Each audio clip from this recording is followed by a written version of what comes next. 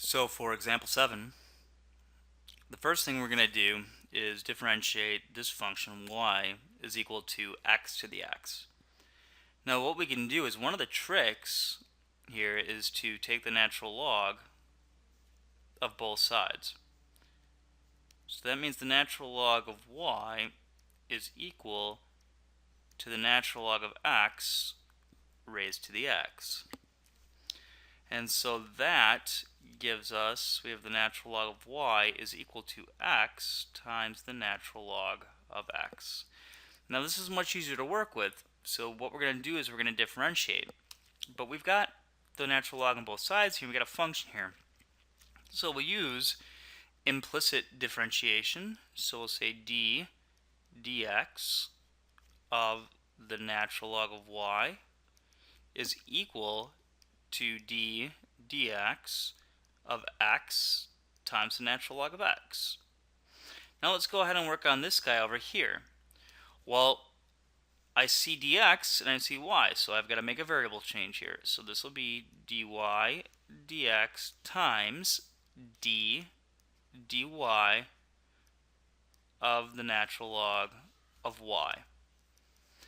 And that's going to be equal to, over here now, we're going to use the product rule. So that'll be d dx of x times the natural log of x plus d dx of the natural log of x times x.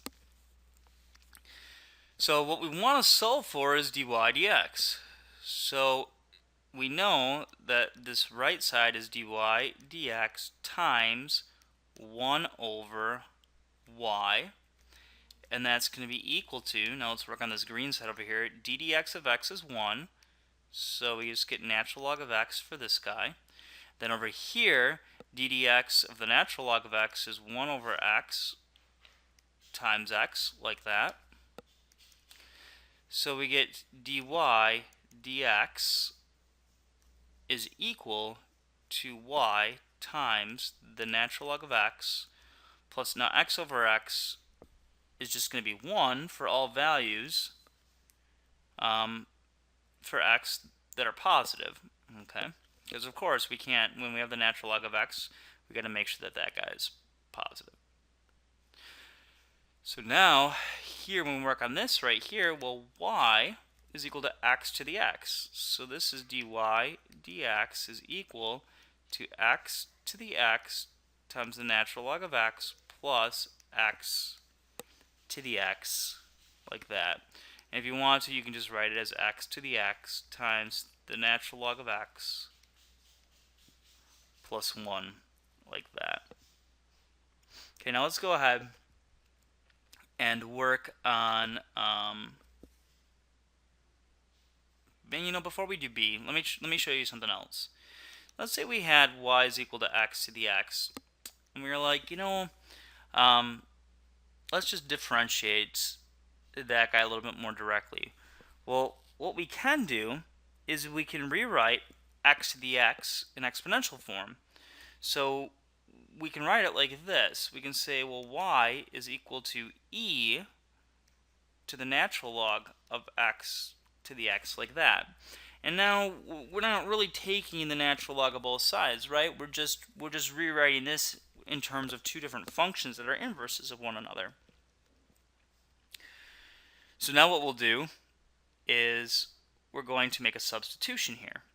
So we're going to say that we want to find dy dx, so that should be equal to d dx of e to the natural log of x raised to the x.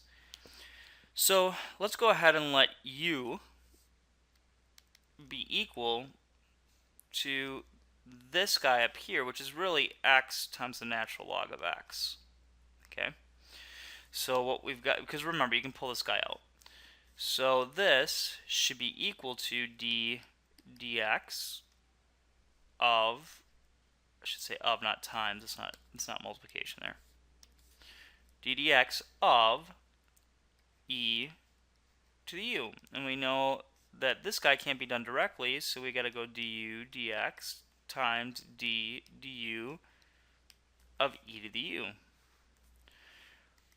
Well, du dx is the derivative of this guy. So again, we've got to use the chain rule. Excuse me, not the chain rule, the product rule. So du dx is equal to the derivative of the first times the second, which is 1 times the natural log of x, plus the derivative of the second times the first. So this is natural log of x plus 1. So up front here we get natural log of x plus 1. And then of course d to the u of e to the u is just e to the u. So this is going to give me e to the u. And e to the u is e to the natural log of x to the x. And we know that that is equal to just x to the x. So we'll get x to the x times natural log of x plus 1. Now let's go ahead and work on part B. So for letter B, we've got x to the x times the square root of x. So what I'm going to do here is I think I'm just going to combine these guys together. So I'm going to say, okay, y is equal to, so I've got some function y, and it's going to be equal to x to the x times x to the 1/2. We can also use the previous example, and I'll show you how we can use the previous result as well. Okay, so this is dy dx is equal to, now this right here, so it's d dx of this. If I want to add these, I get x to the x plus 1/2, just like that. Okay, and now what I can do is I can either differentiate this and rewrite it as e to the natural log, just like I did last time, or I can, before I do the differentiation, I can take the logs of both sides and then do like I did in the previous problem. So let's go ahead and write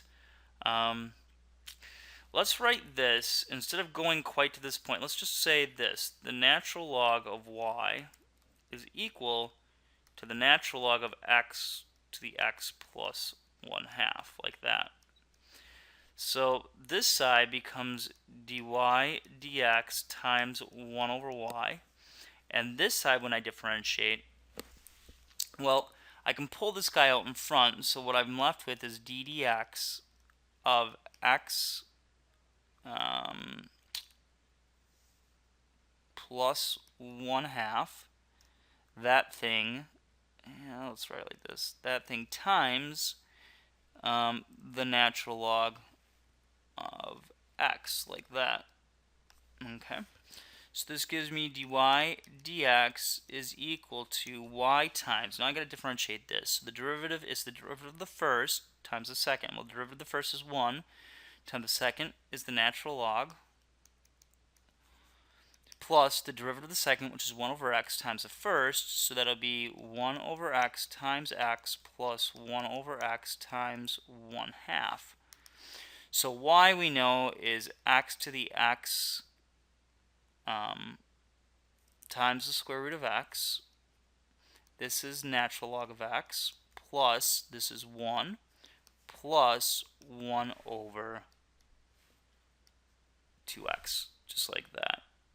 Okay, and again, we can kind of play around with this and rewrite it, but what we end up with is x to the x plus 1/2, I'll just put these guys together, times the natural log of x, plus, now if I want to, I could pull a 1 out of x over here, but it's really irrelevant.